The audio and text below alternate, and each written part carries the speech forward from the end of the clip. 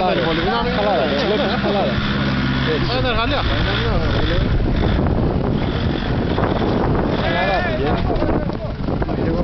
Δεν πέφτει λίγο. Πού το πάμε?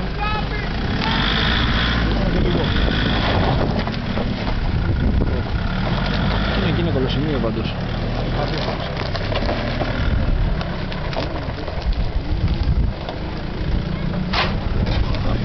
Δεν τα λυπούνται ρε μας.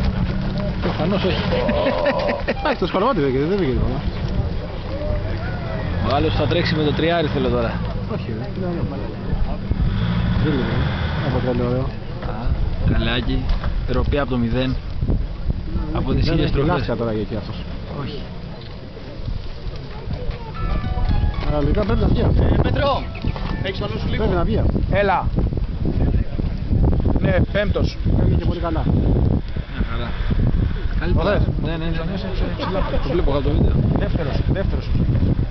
Ωραίος, έτσι, χαλάρος. Έτσι πρέπει εσύ.